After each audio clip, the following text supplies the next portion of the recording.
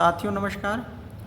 हम लोग ने प्रस्तावना पढ़ लिया है। अब नेक्स्ट हम लोग देखेंगे अनुसूची। तो दोस्तों अनुसूची का वीडियो मैं अपलोड कर रहा हूँ अपने यूट्यूब चैनल पे। आप लोग इसको देखिएगा, पूरा अच्छे से पढ़िएगा और नोट्स बना लीजिएगा आराम से। जब नोट्स बना लेंगे आप तो जो है वो आसानी हो जाएगी आपको पढ़ने में। ठीक है दोस्तों, तो आइए हम लोग अनुसूची देखते हैं कि हमारे संविधान की जो अनुसूचियाँ हैं वो कितनी है, कैसे हैं, किस अनुसूची में क्या लिखा गया है। ठीक है दोस्तों, आइए उसको हम लोग अध्ययन करते हैं। दोस्तों हमारी अनुसूची में कितने हमारी संविधान में देखिए भारतीय संविधान की अनुसूचियाँ, तो हमारे संविधान में कितनी अनुसूचियाँ हैं उसके बारे में आज हम लोग डिस्कस करेंगे, अध्ययन करेंगे। दोस्तों हमारे संविधान में कुल 12 अनुसूचियाँ हैं। दोस्तों अगर पूछेगा वर्तमान में कितनी अनुसूचियाँ हैं तो 12, लेकिन अगर पूछेगा मूल संविधान यानी कि 26 जनवरी 1950 में जो हम लोग का संविधान लागू हुआ था उसमें पूछेगा कि कुल कितनी अनुसूचियाँ थी तो 8 अनुसूचियाँ थी।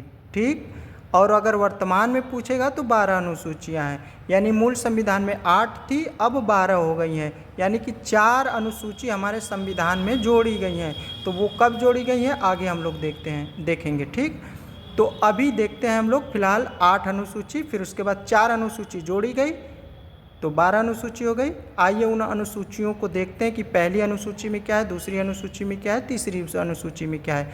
तो दोस्तों जो हम लोग की संविधान की प्रथम अनुसूची है उसमें लिखा गया है कि राज्य और स्टेट राज्य एक ही चीज़ होता है, यानी कि 28 राज्य और 8 केंद्र शासित प्रदेश के बारे में लिखा गया है प्रथम अनुसूची में। यानी कि हमारे संविधान में लिखा गया है कि संविधान की प्रथम अनुसूची में कि हमारे देश में 28 राज्य हैं और 8 केंद्र शासित प्रदेश वर्तमान में है। ठीक दोस्तों, और द्वितीय अनुसूची में है दोस्तों वेतन भत्ता। दोस्तों 5 अनुसूची इस ट्रिक से आप लोग याद कर सकते हैं। ये ट्रिक क्या है, स्पोर्ट यानी पहली अनुसूची, दूसरी अनुसूची, तीसरी, चौथी, पाँचवीं। तो प्रथम में देखिए यस से क्या हो गया हमारा स्टेट यानी 28 राज्य और 8 केंद्र शासित प्रदेश, और पी से हमारा क्या होगा पेमेंट यानी कि वेतन भत्ता। ये जो हमारे संवैधानिक पद पे लोग हैं उनके वेतन भत्ते के बारे में इस अनुसूची में लिखा गया है।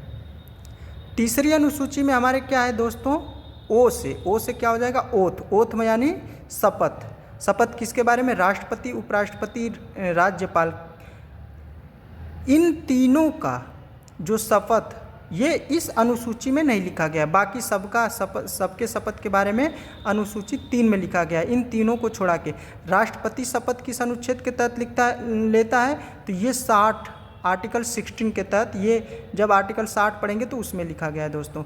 और उपराष्ट्रपति आर्टिकल 69 के तहत, राज्यपाल के शपथ का उल्लेख 159 में है। ठीक, तो पूछता है क्वेश्चन कि किन लोगों के शपथ के बारे में अनुसूची 3 में उल्लेख नहीं किया गया है, तो किनका, राष्ट्रपति, उपराष्ट्रपति और राज्यपाल। ठीक दोस्तों, तो इन तीनों का याद रखिएगा, इम्पोर्टेंट, ये अलग से याद रखिएगा। और बाकी सबके शपथ के बारे में अनुसूची 3 में। अनुसूची 4 आर से क्या हो जाएगा, राज्यसभा यानी राज्यसभा में सीटों का आवंटन अनुसूची 4 में है। और टी से आइए दोस्तों देखते हैं, टी से हमारा क्या हो जाएगा, ट्राइबल एरिया का मतलब अनुसूचित जाति एवं अनुसूचित जनजाति के बारे में उल्लेख। 5वीं में क्या, अनुसूचित जाति और जनजाति के बारे में उल्लेख। तो दोस्तों इसको 2-3 बार स्पोर्ट को लिख के आप लोग खुद से करेंगे, याद हो जाएगा। आइए नेक्स्ट छठी अनुसूची में हम लोग देखते हैं। इसमें जो पूर्वोत्तर राज्य है उनको विशेष प्रावधान किए गए हैं, तो उसके बारे में लिखा गया है। कौन कौन से वो 4 स्टेट हैं, तो इसका ट्रिक है AMTM, असम, मेघालय, त्रिपुरा और मिजोरम। असम, मिजोरम, मेघालय, त्रिपुरा अनुसूचित जनजातियों क्षेत्रों का प्रशासन के बारे में। ठीक है दोस्तों, आइए नेक्स्ट देखते हैं 7वीं अनुसूची। इसमें 3 तरह की सूचियाँ दी गई हैं दोस्तों, एक संघ सूची, एक समवर्ती सूची, एक राज्य सूची। तो संघ सूची में केंद्र सरकार कानून बनाती है, समवर्ती सूची में दोनों बनाते हैं, और राज्य सूची में वो विषय हैं जिस पर केवल राज्य जो है कानून बनाती है। ठीक है दोस्तों, तो इसमें से मूल संविधान में इसमें 100 विषय थे, इसमें 47, तो इसमें 5 आके बढ़ गए समवर्ती सूची में। ठीक, और राज्य सूची से 5 विषय कम कर दिए गए, 5 आके समवर्ती में जुड़ गए और इसमें से 5 आके इसमें जुड़ गए। पहले मूल संविधान में 66 विषय थे राज्य सूची में। दोस्तों ये कब 5 इसमें से निकाल कर समवर्ती सूची में डाल दिया गया? तो ये क्वेश्चन पूछता है बार बार कि 42वां संविधान संशोधन 1976 के द्वारा, 42वां संविधान संशोधन 1976 के द्वारा वो कौन कौन से विषय हैं उनको याद कर लीजिएगा। शिक्षा, वन, वन्य जीव, न्याय प्रणाली और मापतौल, ये 5 विषय हैं जिनको राज्य सूची से निकालकर समवर्ती सूची में शामिल कर लिया गया। दोस्तों ये याद कर लीजिएगा। अब आते हैं 8वीं अनुसूची में। 8वीं अनुसूची में दोस्तों भाषा का उल्लेख है। ठीक, भाषा का उल्लेख, यानी मूल संविधान में 8वीं अनुसूची में कुल 14 भाषाएं थी। अब वर्तमान में 8वीं अनुसूची में दोस्तों कुल 22 भाषाएं हैं। कितनी? कुल 22 भाषाएं हैं। ठीक, तो 14 भाषाएं मूल संविधान में थी, तो 15वीं कब जोड़ी गई? 15वीं भाषा सिंधी, ये कब जोड़ी गई? 21वां संविधान संशोधन 1967। ठीक, फिर 71वां संविधान संशोधन 1992 में होता है, तो नेपाली, मणिपुरी, कोंकणी, इसका नमक ट्रिक याद कर लीजिएगा। नेपाली, मणिपुरी और कोंकणी, इसमें तो 15 के बाद 16, 17, 18 भाषा हो गए।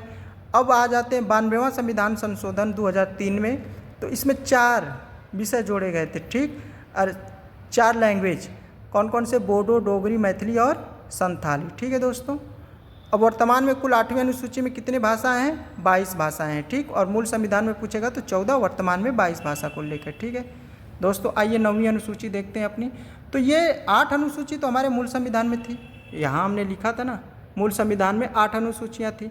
अब यहाँ देखते हैं कि 4 अनुसूची जो जोड़ी गई वो कब कब जोड़ी गई। ठीक दोस्तों, आइए 9वीं अनुसूची कब जोड़ी गई? तो ये जो हमारा प्रथम संविधान संशोधन 1951 में हुआ था, उसमें 9वीं अनुसूची जोड़ी गई। इसमें भूमि सुधार के बारे में। ठीक, इसमें ये सब सारे केस हैं, इम्पोर्टेंट नहीं है उतना, आप लोग बस इतना याद रख लीजिएगा कि प्रथम संविधान संशोधन 1951 में भूमि सुधार। ठीक, और 10वीं अनुसूची कब जोड़ी गई? तो 52वां संविधान संशोधन 1985, इसमें क्या है? दल बदल है। 11वीं अनुसूची कब जोड़ी गई? तो 73वां संविधान संशोधन 1992, इसमें क्या है? पंचायती राज। इसमें पूछेगा कि कुल कितने विषय हैं? तो 29 विषय हैं दोस्तों। कितने? 29 विषय हैं। 12वीं अनुसूची में पूछेगा तो 74वां संविधान संशोधन, ये 1992 में। ठीक, ये नगरीय प्रशासन के बारे में है। इसमें कितने विषय? 18 विषय हैं। दोस्तों इस तरीके से आपकी अनुसूची जो है कंप्लीट हो गई। ठीक है दोस्तों, इसको बार बार रिवाइज करिएगा, 2-4 बार लिख के याद हो जाएगा। जय हिंद।